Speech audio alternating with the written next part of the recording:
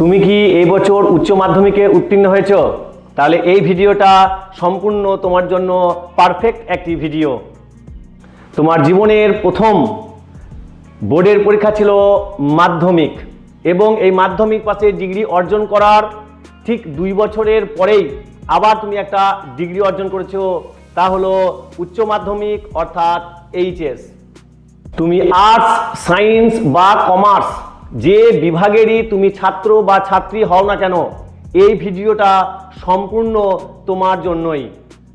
মাধ্যমিক পরীক্ষা দেওয়ার পর তোমার যেমন কনফিউজ ছিল কোন বিভাগ নিয়ে তুমি পড়াশোনা করবে এবং কোন কোন বিষয় নিয়ে পড়াশোনা করবে, ঠিক তেমনই আজ উচ্চ মাধ্যমিক পাস করার পর তোমার মধ্যে আবারও একটা কনফিউজ সৃষ্টি হয়েছে। সেটি হলো আমি কোন সাবজেক্টে অনার্স করব বা আমার পাশের সাবজেক্টগুলি কি কি থাকবে। আজকের আলোচনা এই টপিকটাই নিয়ে, তাহলে চলো শুরু করি। আমি তুফান খাদিম, এই আইএসপি চ্যানেলে তোমাকে স্বাগত জানাই। তোমার সকল কনফিউজ আজকে অবশ্যই এই কয়েক মিনিটে দূর করে দেব।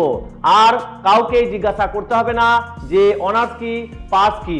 তাই ভিডিও স্কিপ না করে সম্পূর্ণ ভিডিও দেখার চেষ্টা করো। আর যদি আলোচনা হেল্পফুল বলে মনে হয় তাহলে অবশ্যই একটি লাইক দিও, আর যদি কোনো কনফিউজ থাকে তাহলে অবশ্যই কমেন্ট বক্সে জানিও। আমরা আমাদের উচ্চ মাধ্যমিক পাস করার পর বিএ কি বিষয় নিয়ে পড়ব, কটা সেমিস্টার থাকবে এবং তাদের প্রশ্নের প্যাটার্ন কি হবে, এই সমস্ত বিষয়গুলো আমরা 5টা শ্রেণীতে ভাগ করব। সেই 5টা শ্রেণী বা সেই 5টা বিষয় কি কি তা আমরা স্ক্রিনের মাধ্যমে দেখব এবং আমাদের সমস্ত কনফিউজগুলোকে আমরা দূর করব।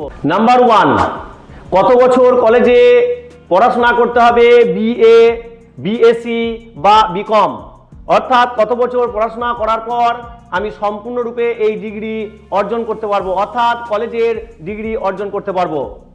নাম্বার 2, আমি কোন সাবজেক্টে অনার্স নিয়ে পড়বো বা সেই অনার্স পেপারের সাথে কি কি পাস কোর্সের পেপার থাকবে, অথবা নিউ সিলেবাস অনুযায়ী 4th ইয়ার ডিগ্রি কোর্স কি বা 3 ইয়ার ডিগ্রি কোর্স কি। নাম্বার 3, কতগুলো সেমিস্টার আমাকে টোটাল পড়তে হবে এই কলেজে, তারপর আমি ডিগ্রি অর্জন করতে পারবো। নাম্বার 4, প্রত্যেকটা সেমিস্টারে আমাকে মোট কতগুলি পেপার নিয়ে পড়াশোনা করতে হবে এবং সেই পেপারগুলির মোট কত নম্বর মিলিয়ে পরীক্ষা হবে। নাম্বার 5, প্রশ্নের প্যাটার্নগুলি কেমন হবে। এই সমস্ত বিষয়ে, এই যে 5টি বিষয় আমি তোমাদের সামনে তুলে ধরলাম, এই 5টি বিষয়ের উপর দৃষ্টি আলোকপাত করে আমরা আমাদের সমস্ত কনফিউজগুলো দূর করব। 1 নম্বর কনফিউজ ছিল আমাকে কত বছর কলেজে পড়াশোনা করতে হবে তবে আমি কলেজে ডিগ্রি অর্জন করতে পারবো। এক্ষেত্রে আমি তোমাদের বলে রাখি, ওল্ড সিলেবাস অনুযায়ী যেমন অনার্স এবং পাস কোর্স মিলিয়ে ছিল 3 ইয়ার ডিগ্রি কোর্স, অর্থাৎ তোমার দাদা দিদিরা যারা বিগত 4-5 বছর আগে পড়াশোনা করছে তাদের ক্ষেত্রে এই অনার্স এবং পাস বিষয়টা ছিল। সেক্ষেত্রে তাদেরকে 3 বছর পড়লেই তাদের ডিগ্রি অর্জন করতে হতো। এক্ষেত্রে আমাদেরকে যদি কেউ 4th ইয়ার ডিগ্রি কোর্স, অর্থাৎ যদি কেউ 4 বছর অর্থাৎ অনার্স নিয়ে পড়ে তাকে 4 বছরের ডিগ্রি কোর্স করতে হবে, আর যদি কেউ পাসের পড়ে তাহলে তাকে 3 বছরের ডিগ্রি কোর্স কমপ্লিট করতে হবে। নাম্বার 2, এখানে একটা বিষয় বলে রাখি, যেমন পুরাতন ক্ষেত্রে অনার্স বলে একটা বিষয় ছিল, পাস বলে একটা বিষয় ছিল, এক্ষেত্রে কিন্তু অনার্স বা পাস বলে কিছু থাকছে না। যা কিছু থাকছে শুধুমাত্র মেজর এবং মাইনর বলে থাকছে। এই মেজর আর মাইনর টোটাল মিলিয়ে আমাদেরকে পড়তে হবে হয় 3 বছর অথবা 4 বছর। নাম্বার 3, তুমি 3 বছরের ডিগ্রি কোর্স নাও বা 4 বছরের ডিগ্রি কোর্স নাও, সেক্ষেত্রে তোমার প্রত্যেকটা সেমিস্টারে পেপারের সংখ্যা থাকবে 6টি করে। মেজর, মাইনর, কম্পালসারি, সেক, ইভিএস অর্থাৎ এনভায়রনমেন্ট সায়েন্স বা ভিএসি, ওটাও এক ধরনের পরিবেশ বিদ্যা। নাম্বার 4, তাহলে এক কথায় 3 বছর ডিগ্রি কোর্সে আমাকে টোটাল 6টা সেমিস্টার পড়তে হচ্ছে, আর 4 নম্বর ডিগ্রি কোর্সে আমাকে টোটাল 8টা সেমিস্টার পড়তে হচ্ছে, এবং প্রত্যেক সেমিস্টারে পেপার সংখ্যা থাকছে মোট 6টি করে। 5 নম্বর কনফিউজ দূর করতে গেলে আমাদের স্ক্রিনের দিকে দৃষ্টি আলোকপাত করতে হবে, অর্থাৎ প্রশ্নের প্যাটার্ন কেমন হবে। তাহলে চলো আমরা স্ক্রিনে দেখে নিই আমাদের প্রত্যেকটা সেমিস্টারের এবং প্রত্যেকটা পেপারের প্রশ্নের প্যাটার্নগুলো কেমন হওয়া দরকার বা কেমন হবে। দেখো স্ক্রিনে আমরা দেখতে পাচ্ছি আমাদের যে সেমিস্টার 1, সেই সেমিস্টার 1 এ কতগুলো পেপার থাকছে না, এটা হচ্ছে আমাদের সেমিস্টার 1। সেমিস্টার 1 এ আমাদের পেপারের সংখ্যা হচ্ছে টোটাল কটা, 6টা। এই 6টা পেপারের মধ্যে প্রথমে 1 নম্বর যে পেপার থাকছে সেটা হচ্ছে মেজর পেপার, 2 নম্বর যে পেপার সেই পেপারটার নাম হচ্ছে মাইনর পেপার, 3 নম্বর যে পেপার তার নাম হচ্ছে সেক, 4 নম্বর যে পেপার তার নাম হচ্ছে কম্পালসারি, 5 নম্বর যে পেপার সেটা হচ্ছে ইভিএস অর্থাৎ এনভায়রনমেন্ট সায়েন্স, তারপরে 6 নম্বর যে পেপার সেই পেপারটার নাম হচ্ছে ভিএসি, এটা হচ্ছে এক ধরনের ইভিএস অর্থাৎ পরিবেশ বিদ্যা বা এনভায়রনমেন্ট সায়েন্স। এখানে আমরা জানবো এবার প্রশ্নের প্যাটার্নগুলো কেমন হবে। যেমন মেজরের একটা পেপার থাকবে, অর্থাৎ যে পেপারটাই তুমি অনার্স করতে চাইছো বা যে পেপারটার উপর ভিত্তি করে তোমার পুরো বিএ বা বিএসসি বা বিকম এর যে ডিগ্রি তুমি অর্জন করবে, সেই ডিগ্রি অর্জনের ক্ষেত্রে তোমার একটা মেন পেপার থাকবে, সেই মেন পেপারটার নাম হচ্ছে মেজর। যেমন শুনেছো বাংলায় অনার্স, ইংরেজিতে অনার্স, জিওগ্রাফিতে অনার্স, ফিজিক্সে অনার্স, তাই না? এরকম যে প্রত্যেকটা সাবজেক্টে অনার্স যে বিষয়টা আমরা শুনেছি সেই মেন বিষয়টার নাম হচ্ছে এখানে মেজর, অর্থাৎ নিউ সিলেবাসে হচ্ছে মেজর। আর অনার্সের সাথে সাথে পাশে দু একটা করে সাবজেক্ট পড়তে হতো, সেই সাবজেক্টটার নাম দেওয়া হয়েছে মাইনর। অর্থাৎ যে পেপারে তুমি মেজর, অর্থাৎ যে পেপারটা তোমার অনার্স পেপার বা যে পেপারটা দিয়ে তুমি কলেজে পড়াশোনা করতে চাইছো সেই পেপারটাকে বাদ দিয়ে অন্য একটা পেপার তোমাকে মাইনর পড়তে হবে। আমি বিষয়টা ক্লিয়ার করি।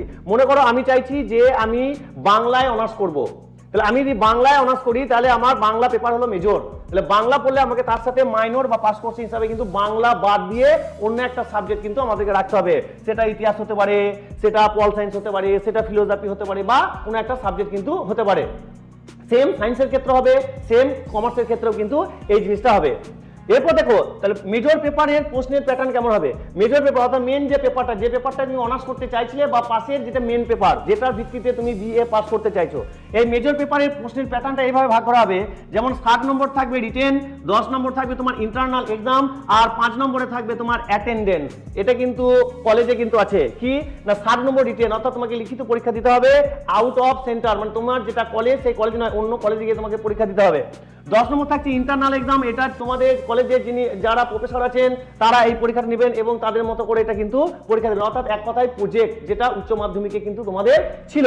এরপর থাকছে 5 নম্বর অ্যাটেন্ডেন্স, অর্থাৎ তোমার উপস্থিতির হার যদি 75% প্লাস বা তার থেকে বেশি থাকে তাহলে তুমি সেক্ষেত্রে 5 নম্বরটা পাবে, আর যদি তোমার উপস্থিতি হার এই 75% এর কম থাকে তাহলে সেক্ষেত্রে তুমি কিন্তু এই 5 নম্বরটা পাবে না। তাহলে কি দাঁড়ালো 60 নম্বর থাকছে তোমার লিখিত পরীক্ষা, 10 নম্বর থাকছে তোমার প্রজেক্ট বা ইন্টারনাল এক্সাম, আর 5 নম্বর থাকছে তোমার অ্যাটেন্ডেন্সের জন্য। টোটাল মেজর পেপার হচ্ছে কত নম্বর না 75, অর্থাৎ 75 নম্বর তোমাকে কিন্তু ফার্স্ট সেমিস্টারের মেজর যে পেপার সেই পেপারটা কিন্তু তোমাকে পরীক্ষা দিতে হবে। সেম মাইনর পেপারের ক্ষেত্রে অর্থাৎ যেটা পাশের সাবজেক্ট বলছি সেম প্যাটার্ন থাকবে, 60 নম্বর রিটেন, 10 নম্বর ইন্টারনাল এক্সাম, 5 নম্বর হচ্ছে অ্যাটেন্ডেন্সের জন্য। এবার প্রশ্নের ভাগগুলো কেমন থাকবে। 2 নম্বরের টোটাল করতে হবে 10টা, 2 10 20, 2 নম্বরের করতে হবে 10টা, 2 10 20, 5 নম্বরের করতে হবে 4টে, 5 4 20, আর থাকছে আমাদের 10 নম্বরের করতে হবে দুটো, 10 নম্বরের কটা করতে হবে দুটো, তাহলে 20 20 20, তাহলে কত হলো 60, অর্থাৎ 2 নম্বরের মিলিয়ে 20 নম্বর থাকবে, 5 নম্বর নিয়ে 20 নম্বর থাকবে, 10 নম্বর নিয়ে 20 নম্বর থাকবে। এটা হচ্ছে আমাদের রিটেন, অর্থাৎ মেজর এবং মাইনরের ক্ষেত্রে কিন্তু আমাদের এটা থাকবে প্রশ্নের প্যাটার্ন, অর্থাৎ মেজর পেপার অনার্স পেপারটাও যা থাকবে, মাইনর পেপার পাস কোর্সের পেপারটাও কিন্তু সেম ফরম্যাট এবং সেম প্যাটার্ন কিন্তু থাকবে। এরপর আমরা চলে আসছি আমাদের 3 নম্বর যে পেপার, সেই 3 নম্বর পেপারটা হচ্ছে সেক।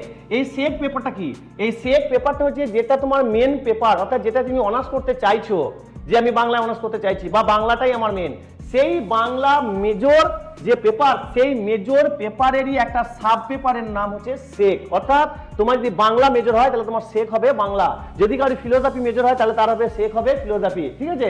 যদি কারো বায়োলজি হয় মেজর তাহলে তার হবে বায়োলজি সেক। যেমন যে পেপারটা তার মেজর অর্থাৎ লিস্টে যে নাম আসবে অনার্স বলে যে নামটা আসবে সেই পেপারটা অর্থাৎ ওই মেজর পেপারেরই সাব পেপার হচ্ছে ওইটা একদম সেম।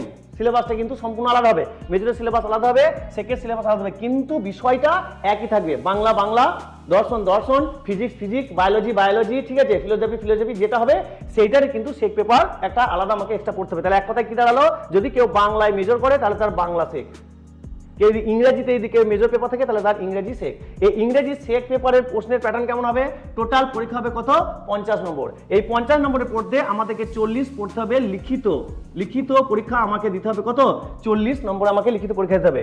এই 40 নম্বরটায় আবার ভাগ থাকবে 2 গণিত 10 থাকবে 20, আর থাকবে 5 গণিত 5 নম্বরে দুটো থাকবে 10, আর থাকবে আমাদের 10 নম্বরে থাকবে আমার একটা 10।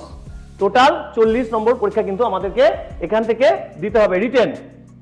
এছাড়াও থাকছে বাংলা কম্পালসারি ক্ষেত্রে বলি, এখানে বাংলা কম্পালসারি, ইভিএস এবং ভ্যাক এই সমস্ত তিনটে পেপারেরই প্রশ্নের প্যাটার্ন থাকবে এমসিকিউ। কি থাকবে? এমসিকিউ। আচ্ছা, একটা কথা বলতে ভুলে গেছি, এখানে যে 10 নম্বর আছে এই 10 নম্বরটা হবে আমাদের ইন্টারনাল এক্সাম। ঠিক আছে, তাহলে 40 নম্বর রিটেন আর 10 নম্বর থাকছে ইন্টারনাল সেকের ক্ষেত্রে।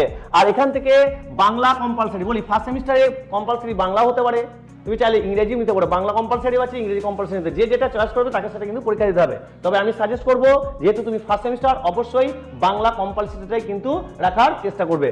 তাহলে এক্ষেত্রে থাকছে বাংলা কম্পালসারি, ইভিএস এবং ভিএসি ভ্যাক এই তিনটে পেপারের পুরো প্রশ্নের প্যাটার্ন থাকবে কি এমসিকিউ ফরম্যাটে। অর্থাৎ এখানে কোনো রিটেন পরীক্ষা লিখিত তোমাকে দিতে হবে না, এখানে এমসিকিউ যে মাল্টিপল চয়েস যেটা হয় সেই অপশনগুলো তোমাকে কিন্তু দিতে হবে। এখানে প্রশ্নের প্যাটার্ন কেমন থাকবে, যেমন কম্পালসারি এবং ইভিএস এর ক্ষেত্রে 40 নম্বরে থাকবে এমসিকিউ আর 10 নম্বর থাকবে আমার ইন্টারনাল এক্সাম। ভ্যাকের ক্ষেত্রে একটু আলাদা, 80 অর্থাৎ 80 নম্বরের করতে হবে এমসিকিউ এবং 20 নম্বর থাকবে আমাদের ইন্টারনাল এক্সাম। যদি তোমাদের এই